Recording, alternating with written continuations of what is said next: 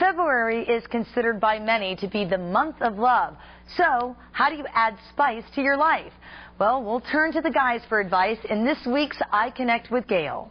Like a heaven I'd never known. With the sultry sounds of Miss Kitty and Maheed singing songs like I'm in the Mood for Love, it's easy for patrons of Tampa's Donatello's, a restaurant world famous for its romantic atmosphere, to see sparks fly. I decided to get a male perspective of what guys really think is romantic, and trust me, it's not balloons and teddy bears. I would not like the teddy bear. I would like to probably just have her say to me, you can go play around at golf and not, Not give you heat not for give it? me the heat for it, exactly. This couple is celebrating a decade plus of wedded bliss. Like many I talk with, they don't celebrate Valentine's. They're into romance year-round. Definitely, no matter what. Just as long as he agrees with everything I say, I think it's all good. Come ride with me. Let's fly away. Now here's a guy who knows about romance, my dad Joe. He's been teaching me to dance since I had to learn by stepping on his feet. And his words of wisdom are, when she's happy, he's happy. Well, if she wants to go north and you want to go south, you go north. If she wants to go, whatever she wants to do, no, that's not really true. Well, it's kind of true. And here's another guy who doesn't celebrate Valentine's Day, my hubby. But truthfully, he is romantic 24/7. You don't get me flowers anymore. Because you don't like flowers. You think they're a waste of money, they die. She wants jewelry, diamonds is what she wants. In a place where husbands and wives gaze into each other's eyes, it seems a lot of these couples do have the key to love, but not all of them are sharing it. What do you think is romantic? I cannot tell you all my secrets here on camera. Okay, enough about what the guys want and their thoughts on Romance 101. Tampa OBGYN Dr. Jill Heckman says it's women who so many times build up barriers when it comes to spicing up our love lives. Yes, we're juggling work, kids, the household, and more, and it's easy for romance to drop to the bottom of the to-do list.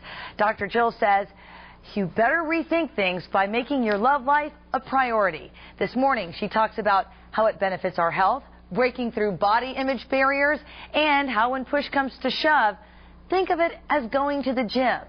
Because it takes work to go to the gym. You have to put your shoes on. You have to pack your bag. You have to drive there. You have to get out, get into the gym. But once you start working out, things are pretty good. And when you finish, you feel great. If you need to schedule this type of thing, then go ahead and put it on a schedule and make it a date. And I would say just jump right back in.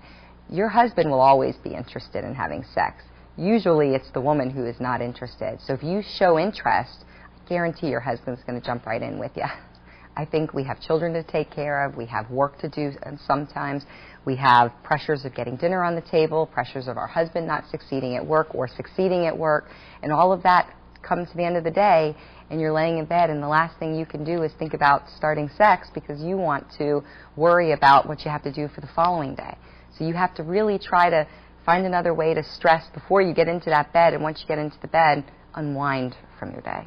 And it does do great things for a woman's health. I mean, I've read scientific facts to your skin, to your, immune system, to whatever it is. You're building yourself up. So often we look at it as, a favor for the guy, but it's really a favor for you. It is absolutely a favor for you. Sex needs to be about you. Remember when you're in your first relationship and you're having sex all the time and how good that felt? Bring that back. You can do that with the same person that you've been married to for 20 years. Start having a lot of sex again. I hear a lot of women say, well, I don't like what I see when I look in the mirror, and I don't want my husband to see me naked, and I'm not the skinny mini I was when we first got married, and I don't want to have sex. Do the husbands look at him and think, well, you need to drop a few? I can't answer for the men, but I can't imagine if they're getting booty that they're going to be worried thinking about how many pieces of, bits of cellulite you have on your tush. I don't think so. I think that they're going to jump right on in and enjoy the show. You just have to, if you need to do things to kind of keep it so you feel more comfortable, turn the lights down a little bit more. Don't do it in broad daylight. But if they feel your insecurity, like the classic woman of wearing a T-shirt, and she kind of turns it in here, but she has to have that T-shirt on to cover one little area, Men don't like that. They look at that and say, she's not open and carefree. Love the skin you're in. Speaking of the skin you're in, if you really don't like it, there are high-tech ways to get your body back that don't require going under the knife. I'll show you the latest and greatest in technology that's right here in the Bay Area. It's next week's iConnect with Gayle.